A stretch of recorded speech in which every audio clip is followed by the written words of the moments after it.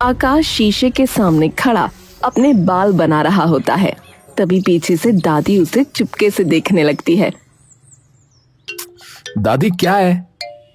नहीं, मैं तो ये देख रही थी कि किसके लिए इतना सच संवर रहा है। कहीं मेले में चित्रकला बेचने की जगह खुद के लिए रिश्ता तो देखने नहीं जा रहा। हाँ जी, जैसे आप बड़ा मुझे जाने दोगी, बिना खुद के मेरा रिश्ता देखने है। हाँ तो आकाश बाल बनाकर अपनी दादी की तरफ आता है। चलो दादी, मैं निकल रहा हूँ, अब सोनू भी आता ही होगा। आकाश दादी के पैर छूकर बाहर जाने ही लगता है कि तभी उसकी दादी उसे पीछे से रोक लेती है। सुन! आकाश पीछे मुड़ता है। जी? एक बार उसके सामने भी हाथ जोड़ लिया ऊपर जाकर। आकाश एक गहरी सांस भरकर अपनी नजरें नीचे कर लेता है। आपके पैर छू लिए ना दादी, बहुत है। नया काम करने जा रहा है, अगर एक बार बोल देगा तो। आकाश तभी अपनी दादी की बात बीच में काटते हुए थोड़े उखड़े हुए स्वर में बोलता है। दादी जो यहाँ है ही नहीं, जिसे कुछ भी पता ही नहीं है, उसकी कौन सी दुआ मुझे लगेगी है? बताओ आप। पर दादी, मैं चाचा को नमस्ते कर लूंगा ना, और पैर भी छू लूंगा, उनका आशीर्वाद बहुत है। आंखों में विद्रोह और चेहरे पे हल्की सी शिकन लिए आकाश घर की दहलीज से बाहर निकल जाता है और बगल के घर का दरवाजा बजाने लगता है। तभी कुर्ते धोती में अनिल आकर दरवाजा खोलता है। हाँ भाई, हो लिया तैयार है? आकाश अनिल के पैर छूता है। प्रणाम चाचा। अनिल उसे देखते ही समझ जाता है कि कुछ तो बात उसके साथ जरूर घटी है। प्रणाम बेटा जी, प्रणाम। दे दो चाचा वो पेंटिंग्स, फिर मैं लेकर निकल जाऊं। गोलू आता ही होगा। पेंटिंग तो दे दूं, पर बेटा पहले ये बता कि तूने मुंह क्यों सुजाया हुआ है रे? अरे कुछ नहीं यार चाचा, अब वो पेंटिंग दो ना। ओहो, इतना अच्छा काम करने जा रहा है, हैं? और वो भी दिमाग सड़ा के। अरे यार, हर बार वही बात करनी होती है चाचा दादी को कि ऊपर जाकर हाथ जोड़ के आ जाओ, हैं? अरे मैं क्यों करूं चाचा, क्यों करूं मैं, बताओ हैं? वो यहाँ पर दिख रहे हैं कहीं? जो अगर इतना ही दुआ देने वाला बाप था तो मुझे तो नहीं दिखा पिछले 17 साल से, तो क्यों जोड़ूं हाथ में उसके? अरे ओहो भाई, शांत हो जा भाई, शांत हो जा, हैं? अरे बिल्कुल ही अंगारा हुआ पड़ा है। अरे लंबी सांस ले पहले, चल चल। अनिल एक लंबी सांस लेता है और उसे भी लंबी सांस लेने का इशारा करता है। आजा अंदर आजा। अनिल अंदर कमरे में जाकर 9-10 चित्र ले आता है और लाकर आकाश को दे देता है। आकाश उन चित्रों को एक एक करके देखने लगता है। हर चित्र बहुत ही रंगीन और खूबसूरत।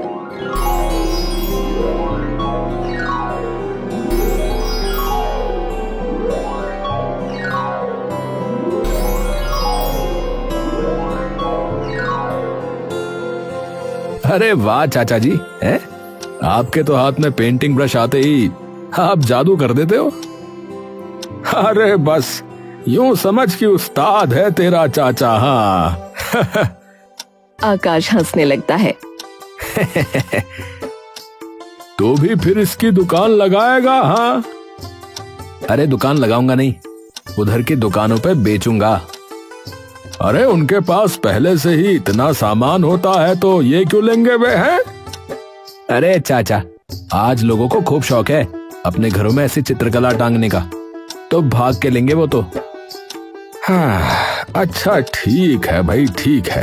तभी बाहर से सोनू की आवाज उसे आती है। अरे अक्की ओए, अरे आकाश। आ गया। चलो चाचा, मैं चलता हूँ। ठीक है ठीक है। अरे आ गया भाई, आ गया।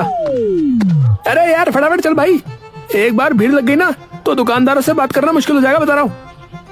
हाँ यार चल। तू क्या लाया रे? सोनू अपने थैले में से गुलाब के फूल निकालता है। ये बेचेगा? हाँ यार, वो भी लड़कियों को। अबे तेरे मुंह पे चप्पल मारेंगी वो। हाँ अबे यार, तो मैं तो बस बेच ही रहा हूँ ना यार, मैं क्या कर रहा हूँ बता। आकाश उसे थोड़ा सा धकेलता है। तो ठीक है, तू जाके बस स्टैंड पे बेचना, वहां ज्यादा बिकेंगे।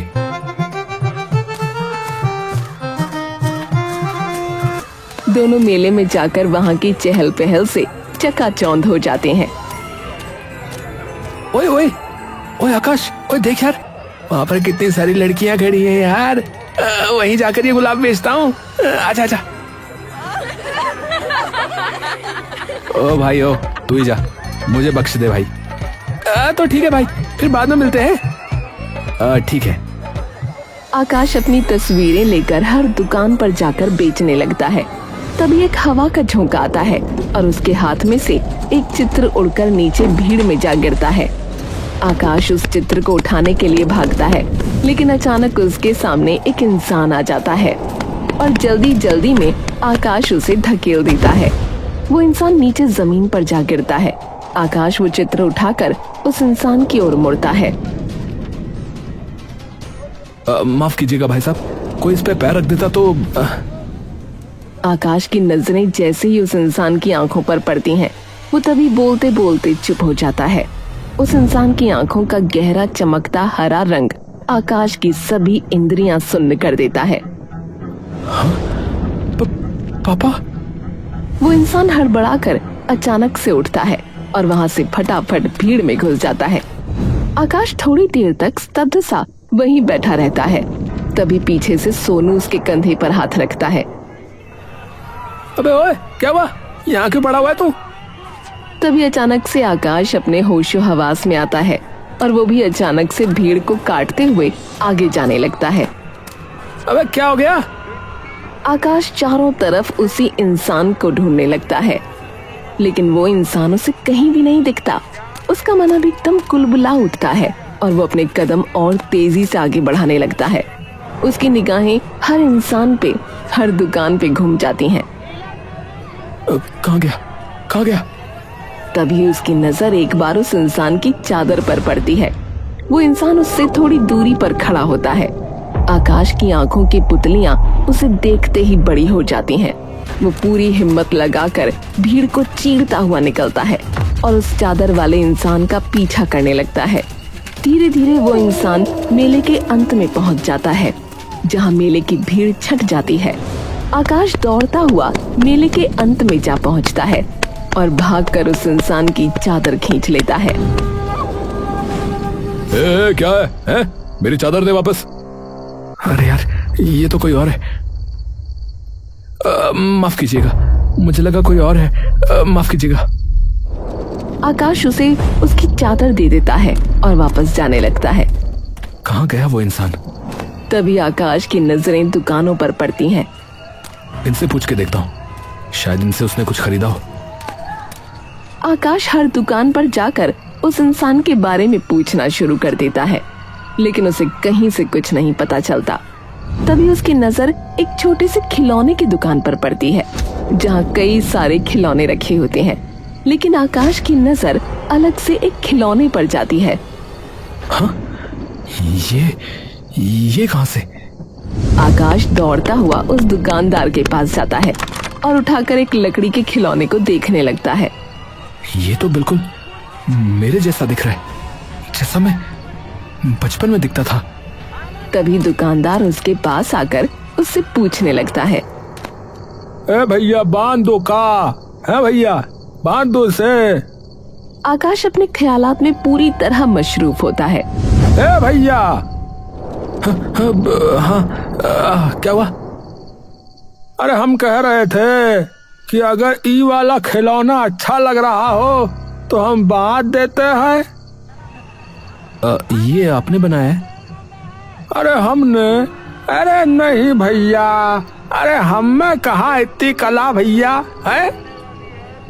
तो अरे ये तो हमने जो है अलग अलग जगहों से खरीदा रहा। ये आपको किसी आदमी ने तो नहीं दिया जिसकी आंखों का रंग हरा था? हरा रंग? नहीं भैया, पर हाँ, अभी एक ऐसा ही आदमी जो है ये खिलौना को उठाकर जरूर निहार रहा था, टुकुर टुकुर देख रहा था भैया। अरे जो है हम कुछ बोल पाते इससे पहले ही वो निकल गया रहा। तो ये कहाँ से मिला आपको? अरे ये वाला? हाँ, तो ये वाला जो है हाँ, वो चांदपुर शहर है ना, वहीं के दुकान से हमने लिया रहे। उन्होंने जो है काफी सस्ते में दे दिया हमका, क्योंकि उनका जो है बिक नहीं रहा था ना उधर, इसीलिए। आप इस जगह का पता मुझे लिखकर दे सकते हैं क्या? भैया दे तो देंगे भैया, देखो बोनी का टाइम है, ये खिलौना अगर खरीद लोगे तो हम अवश्य दे देंगे भैया। ठीक है। दुकानदार उसे वो खिलौना और दुकान का पता दे देता है। आकाश वो खिलौना लेकर वापस घर आ जाता है और सीधा अपने चाचा के पास चला जाता है। चाचा और आकाश एक कमरे में बैठे हैं। अबे क्या हुआ? अरे यार, मुझे आज मेले में। अबे मेले में? अबे क्या हो गया मेले में? वो दिखे यार। कौन कौन दिखे बे? अबे पापा यार। सोनू थोड़ी देर के लिए ये सुन के सन्न रह जाता है। अबे क्या बोल रहे? पर ये कैसे हो गया यार? सोनू थोड़ी देर बाद बिना हिले असमंजस और अविश्वास की निगाहों से आकाश को देखता रहता है। उन्हीं की आंखें थी, मैं पक्का जानता हूं, इतना तो मुझे याद ही है। अबे तो तूने क्या किया? अबे यार कुछ भी नहीं, इससे पहले कुछ कर पाता वो फिर से गायब हो गया यार। और फिर मुझे ये खिलौने वाला दिखा जिसके पास से मुझे ये मिला यार। अबे यार ये तो बिल्कुल तेरे जैसा ही दिख रहा है, जैसे तू बचपन में दिखता था। पर कोई और भी तो हो सकता है यार वैसे। अरे चाचा जरा ध्यान से देख, कपड़े भी तो वही पहने जो उस फोटो में, और बस वही एक फोटो है उनकी और मेरी, और मैं हूं या नहीं ये तो वही जाकर पता चल पाएगा कल। अरे तू छोड़ ना, क्यों जाना है तुझे? हैं? यहाँ सही तो चल रहा है। नहीं नहीं चाचा, जवाब तो मैं लेकर रहूंगा उनसे। अरे क्यों फालतू में खुद को तंग करना है तुझे? है फालतू में नहीं चाचा। 17 साल चाचा, 17 साल। माँ तो पैदा होते ही चल बसी, और बाप भी ऐसा कि अपनी औलाद को अकेले छोड़ के भाग गया। तो सवाल तो पूछूंगा कि ऐसा क्या हो गया था, कोई कमी थी मुझ में? अरे अरे तू शांत हो जा रे, इसीलिए मैं कह रहा हूँ। देख अभी कैसा बावला हो रखा है, अभी जाकर सो जा, कल सुबह देखते हैं। अच्छा चल जा। आकाश चुपचाप जाकर सो जाता है।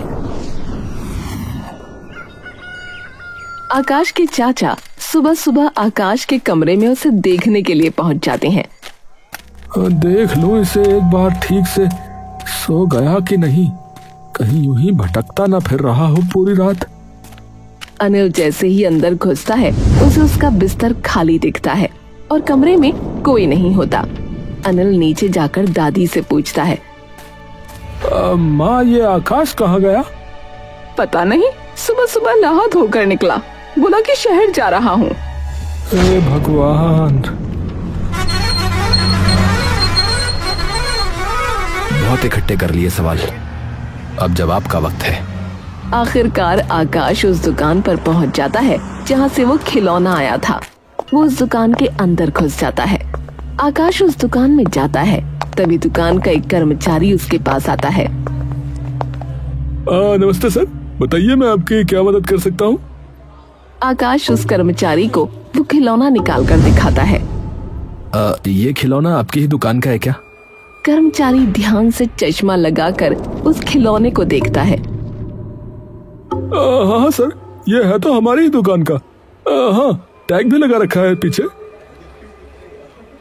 तो आप ये बता सकते हो कि आपको ये किसने दिया था या कहाँ से आया? ये हमारी फैक्ट्री का तो नहीं लग रहा सर, शायद ये सर की पर्सनल कलेक्शन में से हो। मतलब? बहुत सी बार सर अपने पसंद के कुछ टॉयज ले आते हैं। वो खुद बनाते हैं? हाँ, उन्हें बहुत शौक है ऐसे लकड़ी के खिलौने बनाने का। ये सुनते ही आकाश का दिल जोर जोर से धड़कने लगता है। वो हैं अभी यहाँ? हाँ, ऊपर अपने ऑफिस में है सर। ये सुनते ही डर से आकाश का शरीर गर्म पड़ जाता है। आकाश धीरे धीरे अपने कदम ऑफिस की ओर बढ़ाने लगता है। उसका हर कदम के साथ पैर और सख्त होता जा रहा था। वो धीरे से ऑफिस का दरवाजा खोलता है। वहाँ एक आदमी पीछे की तरफ मुड़कर किसी से बात कर रहा था। इतने सवाल, और क्या बोलूं? आकाश की आंखों में आंसू और उसकी सांसों में उखड़न आ चुकी थी। वो इंसान अचानक से पीछे की ओर घूमता है। हाँ जी, बताइए। आकाश उसे देखकर चौंक जाता है। वो इस खिलौने के बारे में पूछना था। खिलौना देखते ही वो इंसान उसके पास आ जाता है। ओह, तो ये तुमने खरीद लिया? जी हाँ। आप मुझे ये बता सकते हैं कि ये खिलौना किसने बनाया है? हाँ यार, ये मैंने ही बनाया है, पर बहुत साल पहले। पर किसी ने खरीदा नहीं इसे। आकाश की सारी उम्मीद मानो उसकी मुट्ठी से एकदम फिसल जाती है। क्या हुआ? तो ये आपने अपने आप से बनाया है? हाँ भाई। आकाश सिर झुका लेता है और वापस जाने लगता है। पर मैंने इसे एक मिट्टी के पुतले को देखकर बनाया है। आकाश की गर्दन तभी एकदम से ऊपर हो जाती है। क्या? हाँ भाई, मैं एक बार कहीं से आ रहा था और वहाँ एक औरत ऐसे ही मिट्टी के खिलौने बेच रही थी। उसके पास था ऐसा दिखने वाला खिलौना। क्या? हाँ, मुझे पसंद आया तो मैंने उससे ये ले लिया और उसी के जैसा एक अपना खिलौना बना लिया। वो औरत कहाँ मिल सकती है, आप बता सकते हो? देखो भाई, अब तो पता नहीं कहाँ रहती होगी, पर उस वक्त यहीं शहर के हाईवे के पास ही मुझे दिखी थी ये बेचती हुई। कुछ नाम वगैरह बताया था उन्होंने? हाँ, नाम और पता बताया था उन्होंने, ताकि मैं कभी भी आकर उनके मिट्टी के खिलौने ले जा सकूं। क्या नाम था और पता भी बता सकते हैं क्या आप? देखिए, बहुत जरूरी है मेरे लिए। उनका नाम था हाँ, कल्याणी कुमारी, और जगह मुझे ध्यान नहीं आ रही, पर जहां मैं मिला था वहीं के पास वाले गांव में रहती थी वो, शायद ऐसा ही कुछ था। ये नाम सुनते ही आकाश के चेहरे का सारा रंग उड़ जाता है। ये तो मेरी माँ का नाम था। ये कैसे? दादी ने तो बताया था कि माँ मेरे पैदा होते ही। आपने कहाँ देखा था उन्हें? कृपया वो लिख कर दे सकते हैं क्या आप? आकाश पता लेकर तुरंत वहाँ से दौड़ जाता है और उस पते पर पहुँचता है। वहाँ आसपास सिर्फ एक जंगल होता है। यहाँ तो कुछ भी नहीं है। आकाश तभी वहाँ जाते एक इंसान से पूछता है।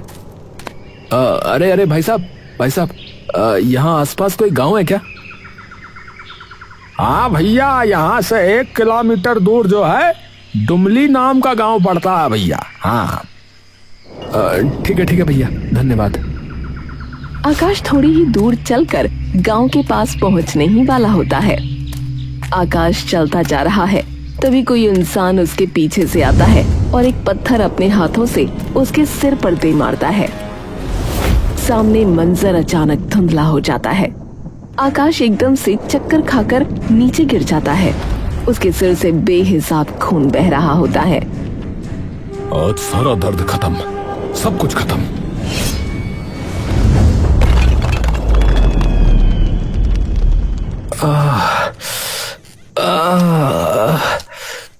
ये कहाँ गया मैं? आकाश इधर उधर देखता है, तभी उसकी नजर एक औरत पर पड़ती है जो जमीन पर बैठी है और आंसुओं भरी आंखों से मुस्कुराते हुए उसे देख रही होती है। आकाश का पूरा बदन सिर पर लगी चोट के दर्द से कांप रहा होता है। आप? वो औरत उठकर धीरे से आकाश के पास आ जाती है और उसकी आंखों में देखकर उसके सिर पर प्यार से हाथ फेरने लगती है। जैसे ही आकाश उस औरत की आंखों में झांकता है, वैसे ही उसकी आंखों से अचानक आंसू फूट पड़ते हैं। माँ। हाँ, मेरा राजा बेटा। आकाश फूट फूट कर रो पड़ता है और अपनी माँ के सीने में एक छोटे बच्चे की तरह दुबक जाता है। बस बस बस, तेरी माँ आ गई ना, डर मत बिल्कुल, अब सो जा आराम से। आकाश काफी देर तक फूट फूट कर अपनी माँ की गोद में लेटा रोता रहता है। थोड़ी देर बाद शांत होने पर उसकी माँ उसे बिस्तर के सिरहाने से लगाकर बैठा देती है। पर मुझे कुछ समझ में नहीं आ रहा माँ, ये क्या हो रहा है? आप जिंदा हो? दादी ने तो कहा था कि आप मेरे पैदा होते ही चल बसी थी। और आपको पता है वो इंसान जो मुझे मारना चाहता था वो। तभी कल्याणी आकाश की बात बीच में काट देती है। तेरा बाप था। हाँ हाँ। कल्याणी एक गहरी सांस लेती है। नहीं, क्या नहीं? वो तेरा बाप नहीं था। अरे पर माँ, उसकी आंखें हूबहू वैसी ही थी जैसी फोटो में है जिसमें उन्होंने मुझे गोद में लिया हुआ है। इंसान तो वही है बेटा, मेरा पति, पर तेरा बाप वो नहीं है। ये सुनते ही आकाश पर मानो बिजली गिर जाती है। आकाश को कुछ पल पहले जो चोट का दर्द सता रहा था, अब वही दर्द कल्याणी की बात सुनकर मानो उसे जरा भी महसूस नहीं हो रहा था। ये क्या बोल रही हो माँ? हाँ बेटा, सच है। मतलब आपने पापा को धोखा दिया? जानती हूँ कि पाप तो बहुत ही बड़ा किया है और मेरे पाप की सजा मेरे साथ साथ तुझे भी मिल गई। मुझे माफ कर देना मेरे बच्चे, मैं हाथ जोड़ती हूँ और तू कहे तो मैं तेरे पैरों में भी गिर जाती हूँ। बस मुझे खुद से दूर मत करना फिर से, अब नहीं बर्दाश्त होगा। इतनी मन्नतों के बाद मुझे तू फिर से मिला है, अब नहीं खो सकती मैं तुझे। तो आप भी अपनी मर्जी से छोड़कर गई थी मुझे? नहीं, मैं कभी तुझे छोड़कर नहीं जाना चाहती थी, पर तेरी दादी और तेरे पापा ने कहा कि पूरे गांव में ये बात फैला देंगे और तुझे भी कुएं में फेंक देंगे अगर मैं नहीं गई तो। मुझे माफ करना मेरे बच्चे, मुझे करना पड़ा। आकाश उठकर अपनी माँ को गले से लगा लेता है। गलती का तो मुझे नहीं पता माँ। पता है, बचपन में मैं हमेशा सोचता था कि आप अगर होती तो कैसे मुझे डांटती मेरी गलती पर। आप सबसे अच्छा क्या पकाती होंगी? आपकी आवाज कैसी होगी?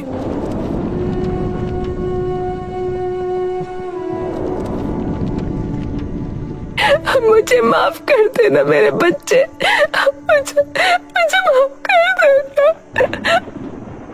कोई नहीं माँ, कोई नहीं। कम से कम आप अपनी मर्जी से नहीं गई। आपने मेरी जान बचाई माँ। आप थी उस वक्त जब मुझे सबसे ज्यादा आपकी जरूरत थी। मेरे बाप की तरह नहीं, जो कभी था ही नहीं माँ। पर आप मुझे बता सकती हो कि वो कौन था और क्यों उस इंसान ने मुझे मारने की कोशिश की जब मुझसे उसका कोई नाता ही नहीं है? तो कल्याणी कमरे के कोने में रखी एक छोटे संदूक की ओर बढ़ती है।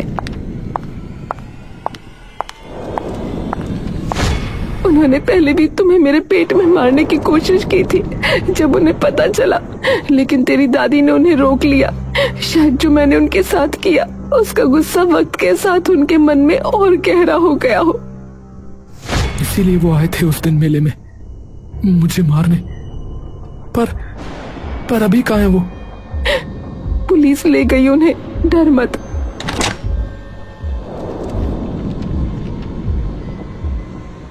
ये तेरे असली बाप का।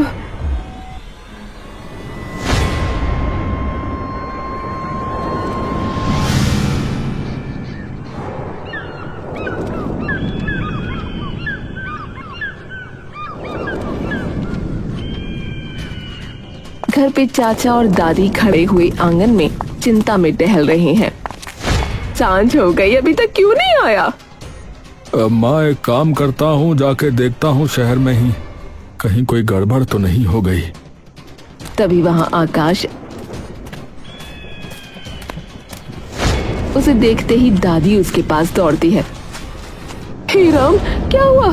तेरे सर पर चोट कैसे आई? दूर, पास भी मत आना मेरे। अरे आकाश, अरे क्या हुआ बेटा? चाचा, पहले मैं बताता हूँ कि क्या हुआ, फिर आपको भी बताना पड़ेगा। पहले मैं बताता हूँ। आकाश एक कागज निकालता है जेब से। ये मेरे बाप का है, मेरे असली बाप का। आकाश वो कागज अनिल के कदमों में फेंक देता है। अनिल वो कागज उठाता है। कागज को देखते ही उसका चेहरा एकदम से पीला पड़ जाता है।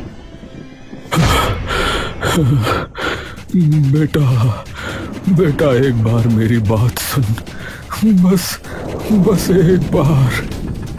क्या हुआ है, मुझे तो कोई बताओ। बेटा, ये ठीक कहा चाचा। बेटा, भतीजा नहीं, बेटा। और दादी, मेरी माँ आ गई मेरे पास वापस, आ गई। तो जाओ, फेंक दो अब मुझे कुएं में, मार दो, करके दिखाओ बदनाम मेरी माँ को। बेटा वो धोखेबाज है, वो तुझे भी। अरे वो मर चुकी है, आपने ये कहा था या नहीं? दादी सर झुका लेती है। और सबसे बड़े धोखेबाज तो आप हो, जो मुझे प्यार के नाम पे सिर्फ 17 सालों तक धोखा देते आ रहे हो। और चाचा, अगर इतना ही प्यार था कि चुपचाप सब कुछ ताक पर रखकर उन्हें मेरा चित्र बनाकर दे सकते हो, तो कभी मुझे कुछ बताने की हिम्मत क्यों नहीं की? बोलो। सब लोग चुपचाप वहां खड़े हैं। ठीक है, जा रहा हूं मैं हमेशा के लिए। अब मैं और मेरी माँ अब आपके माथे पे कोई कलंक नहीं लगाएंगे। जियो खुशी से। आकाश मुड़कर वापस जाता रहता है। दादी उसे रोकने जाती है, लेकिन अनिल उसे हाथ पकड़कर रोक लेता है। जाने दे माँ, हमारे साथ इसका वक्त यहीं तक था। अब बेटा है, अपनी माँ का तो ध्यान रखेगा ही ना।